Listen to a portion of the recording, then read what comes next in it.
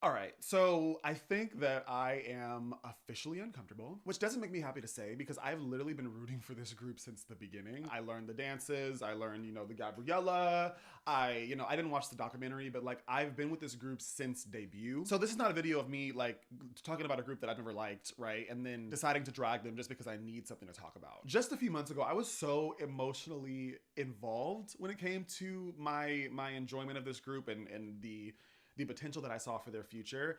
And then hootie frutti happened. And I just can't really pretend like I don't see what I'm seeing anymore. And what makes me uncomfortable is not that Katseye is like a sexy group, right? I love a sexy girl group. I grew up on the Pussycat Dolls. I get the pitch and I understand the assignment, right? But the thing is, Katseye is being pushed in this very sexual direction while their team is also very clearly still trying to reach children. And that combination is where I just kind of start to get this very awkward feeling like, okay, what is actually going on here? One second, this group is Monster High, slime, cute little brand partnerships. You got young kids learning the choreography. And then the next second, they're giving wet car wash, Britney Spears Slave for You, shirtless men wet on a car, and then Daniela being front and center and like framed like the sex symbol of the entire video. And again, if Katseye were being marketed to adults, I would be sitting here singing a different tune. I would be like, okay, work. Give us modern Pussycat Dolls. Like, to be fair, we've been starving, right? But that's not what's happening here. Because the more that I watch their different rollouts and kind of looking at the way that this most recent EP has been released, it just feels like their fan base is not kids or K-pop fans or adults or gay pop fans. It feels like the answer is whoever will buy it. Hello, if you are new here, my name is Cedric. I talk about pop music and pop culture, and today we are talking about Katseye. Again, yeah. A couple of things that I want to say up front. First of all, I chose to wear my Katseye shirt today only because, like, first of all, I got it as a birthday present and I've literally never worn it. And it just felt like, this is probably the perfect situation to wear it. So yeah, wore it, rolled my sleeves up, and we're here. I also don't want this to feel like I'm basically trying to milk Katseye and their controversies for everything that, it's worth. So I say what I need to say, I give my thoughts on things, and then I just kind of move on unless something happens that actually changes the conversation. And in this case, I do feel like something has changed, right? They released their most recent EP, Wild. They released the hootie frutti video. Sophia went on hiatus right before their EP rollout. Mano is still on hiatus, and the group that we originally met as 6 members is now being promoted as 4. That's a lot. The whole situation around this group just feels so much more unstable and so much more confusing than it did even a couple of months ago. And I am more uncomfortable with the group as a whole than I was when I made my first video back in, February? My issue with Katseye has never been that I don't see the talent. On the contrary, I see it. That's why I'm frustrated. Those girls can perform, they can sing, they have personality, they have amazing visuals. They have so many of the raw ingredients that you typically would need to build one of the biggest girl groups in the world. But the longer this goes on, the more it feels like the strongest part of Katseye is the girls themselves, and the weakest part is the actual product that is being built around them. Which is not a great place to be because personality can get people in the door. Impactful, visually enticing performances can keep people watching for a while. But eventually the music, the brand, everything in the package has to make sense. In doing research for this video, a comment kept coming up in different forums and threads and stuff. And it was around the idea of Katseye and children. The claim is that this whole idea that Katseye is being marketed to children is just like a made up idea. And I just think that is so disingenuous and not true. Now, I'm not saying that Katseye is only for kids, right? Like I'm an adult fan, right? Or I was. I am. To be honest with you, I don't even really know at this point. I'm in a interesting little situationship with this group or whatever. But something that I can say for sure is that the children are there. Using my niece as an example, my niece loves Katseye. She loves the girls, she loves the choreography. Whenever I'm over visiting her, like we do the Gabriella choreo, we do parts of the gnarly choreo. Katseye and just any TikTok dance or whatever she shows me is a really cool way for us to bond. And so I'm not gonna ruin her good time by being like, actually, like the branding around this group is inconsistent and weird and you shouldn't be listening to them. Like that's I'm not about to ruin a little girl's good time, But through her, I really started to understand just how much young girls are a part of this audience. And when you look at like their collabs or things that they've been involved in, like Monster High, Slime, Toca Boca, their Roblox adjacent stuff, dance challenges and all of that, it becomes very hard to argue that children are not being considered in this. Kids have always loved artists like Britney Spears, Christina Aguilera, Fifth Harmony. We all grew up singing these songs we had honestly no business singing. The lyrics themselves were so crude. It wasn't necessarily in your face that it was inappropriate.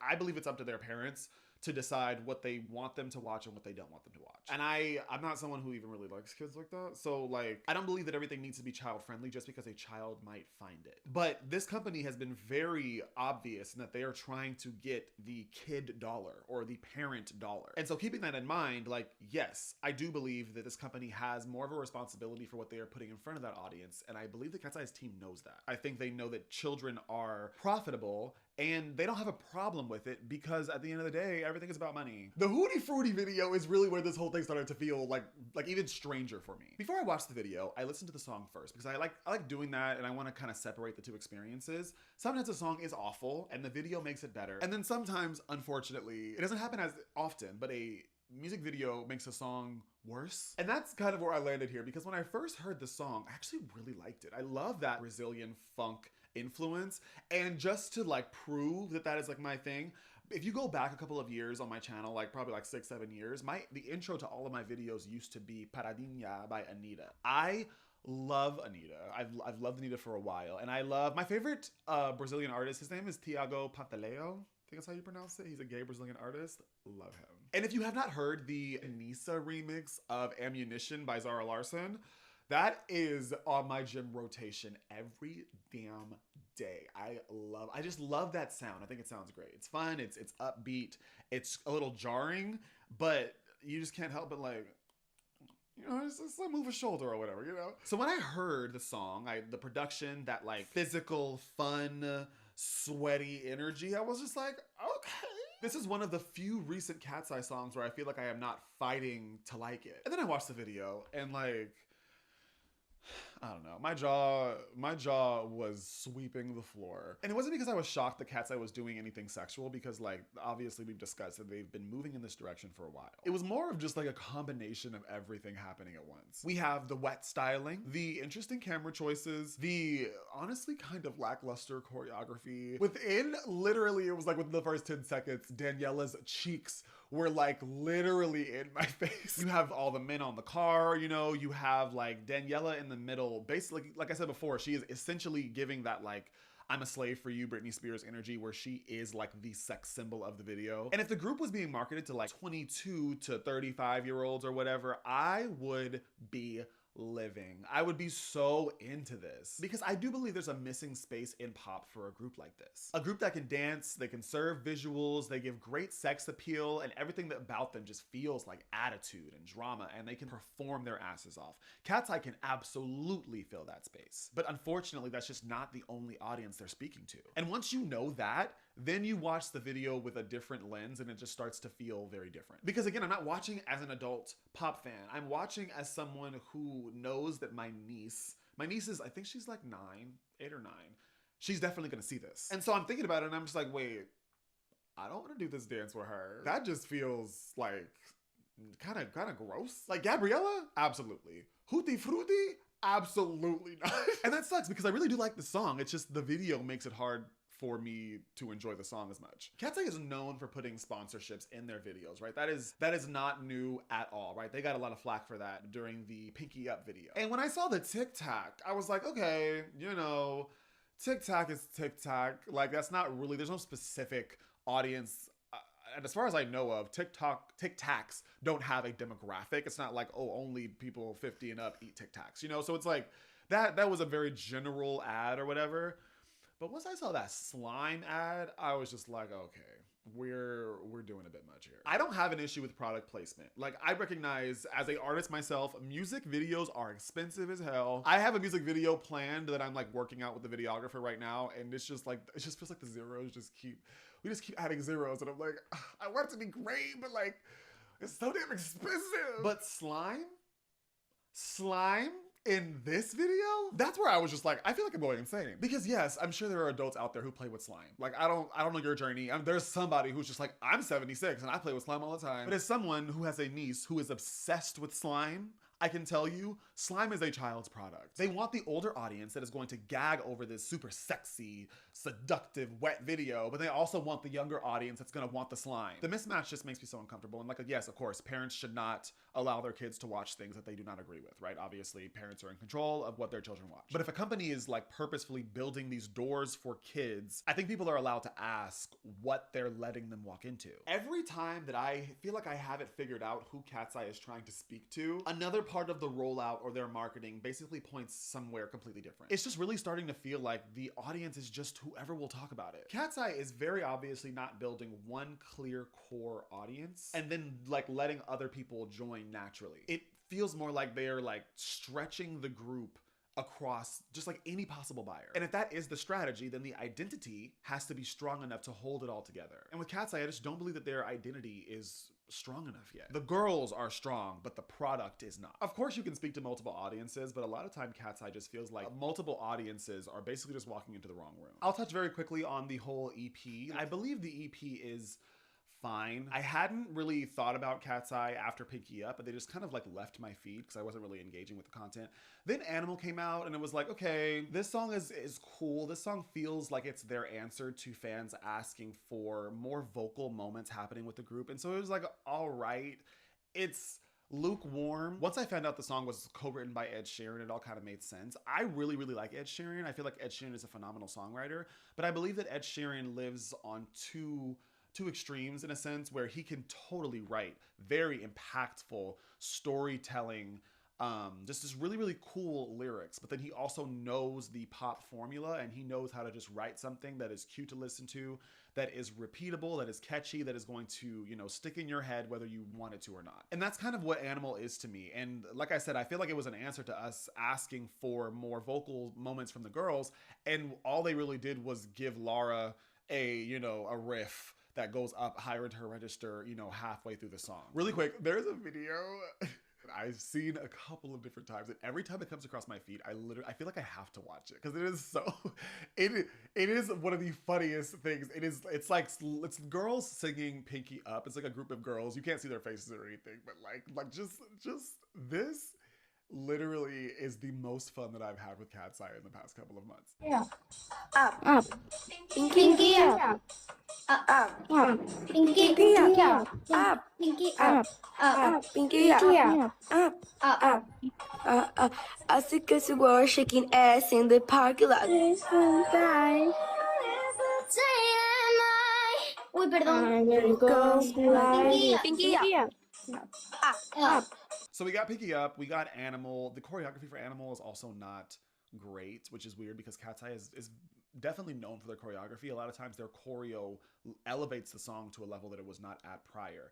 And so it was just weird that this choreography was so incredibly simple until you think about, oh, the song is for children. Okay. And then we have hootie frutti, which I already talked about. And then we have The Way and we have Bel Air. The Way is cool. It's fine. There's some really fun vocal moments at the end, again, with Laura. But outside of that, the songs just don't really hit. They feel like Animal 2.0.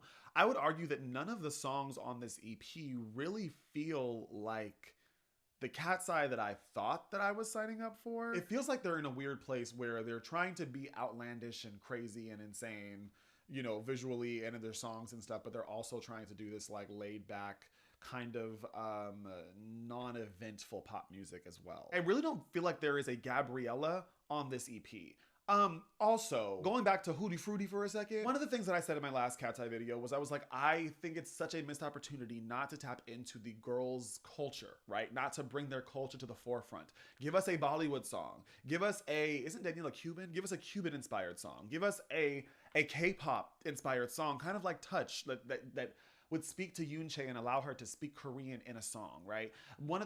Gabriella felt like it was Daniela's song. They literally gave her the entire bridge and she got to sing in Spanish. Like, it feels like there was just so much opportunity there. And so when the fans asked for more of that, their answer was to give us a Brazilian song when I'm almost positive that nobody in this group is Brazilian. They were putting on these very odd accents where you're just like, I know you don't sing like that. I know you don't sing like that. I know you don't speak like that. So it's just it just feels like there is a company in the shadows who is just like, we're just gonna do this because we think it might sell and it's gonna shock people and it's gonna make money, hopefully. So like, we're just gonna make you girls do whatever, put on fake accents. It just all feels so messy, especially when you consider the fact that like we have now had 2 members leave or go on hiatus from this group within a couple of months of each other. And it could just be me, but I believe the 2 hiatuses do feel a bit different from each other. Like with Mano, I don't know how to say her name exactly right. I think it's Mano. With Mano, it's like when she left, it felt very final. Like if you compare the 2 release statements about the girls' hiatuses, it feels like Mano is definitely more final than Sophia's is. When it comes to music videos, from what I understand, Mano was supposed to be in the Pick You Up video. I think she was in the video, but they edited her out. But they just released the Hootie Frutti video and they left Sophia in. She wasn't the main focal point of the video, but she was still involved. And I cannot shake this feeling that like something, I don't want to make claims that I have no backing or evidence for, but the fact that you have had 2 members leave this group before they even have their first full-length album, that is just so odd. There's something going on that is not being told. I know, like, especially after Sophia literally went on hiatus like 2 weeks before their EP was about to drop, which that timing is just so weird. This is also like a week or 2 after they had that interview where they were sitting on somebody's couch and they were talking about how they basically don't care about haters. Catseye's not going anywhere. Like they're stronger than ever, yada, yada, yada. And then you, as the leader and the kind of the spokesperson for the group, decide that you need a break. None of us know exactly what's going to happen. I don't think any of us will ever know exactly what is going down.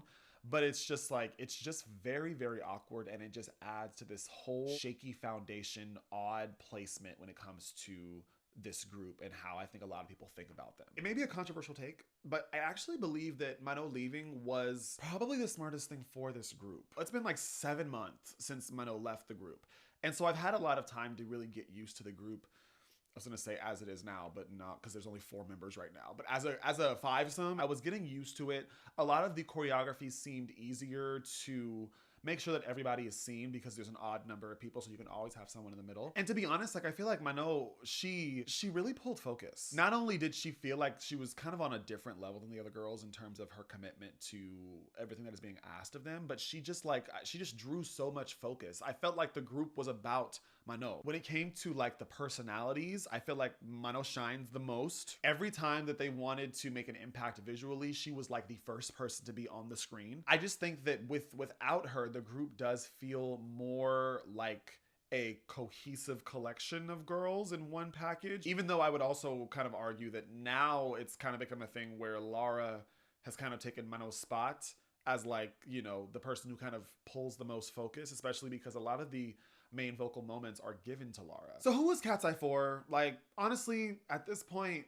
whoever will buy it. And that probably sounds a bit harsh, but it really explains the whole thing, I think, very effectively. If children will buy the merch, then the group gets pushed into, you know, more kid-friendly spaces. If adult pop fans respond to the sexual imagery, then the videos just get more and more sexual and raunchy. If the girls and the gays make all these funny clips and memes and whatever online, then they lean more into the camp and the chaos and the wild part of the group. If K-pop fans are some of the most loyal and they are definitely going to stream and organize around the group, then let's implement parts of this K-pop structure. And if the brands are going to pay to be in the video, you know, that's money. The product placement will be there whether it matches the concept or the audience or not. Katseye started as this really exciting idea. They were not the first global girl group, but they were the first ones that really, really broke through in terms of like the US market. Every single girl had a different culture to pull from. The group had different personalities and strengths and different ways that they could draw you into their music. But instead of feeling like the members are shaping the identity of the group, it feels like the group keeps changing their shape based on what people will pay for or pay attention to next. And I just think that's kind of sad. I don't think Katseye is doomed. I really don't. Their tour sold out, right? There's still plenty of demand for this group. I would be interested to know, like, I want to see a crowd sweep of who was in the Katseye audience, because I have a feeling you're going to see literally people from the age of 6 to 35. Like, which is insane. I need the music to feel like the girls are actually in it. I need a clearer sense of who they're actually speaking to, and for them to not make every rollout just feel like a social experiment. I still see the potential. I really do. Months later, I still see the potential, even with all of these interesting releases. It's crazy how it's like, I saw this on Twitter, but it basically was just like, The worst Katseye song is always the next one. And I can't say I fully agree with that, but I agree with the sentiment behind it in a sense. I still believe these girls could become one of the biggest girl groups in the world. I'm just getting really tired of seeing all of their potential being squeezed into something that feels small and cheap and more confusing than it really needs to be. But as always, I'm just some gay with opinions, so I want to know what you think. Who do you think Katseye is for? Like, do you think that I'm being too harsh here? I'm getting to a point where I'm like, you know what? I have to just accept that the group is not going to give me exactly what I need from them and just kind of move on, even though I really don't want to, because I really do believe in these girls. It's just like, when is enough, you know? So let me know how you feel in the comments below. I love you guys as always. Thank you so much for watching. I really appreciate it, and I will see you all in the next one.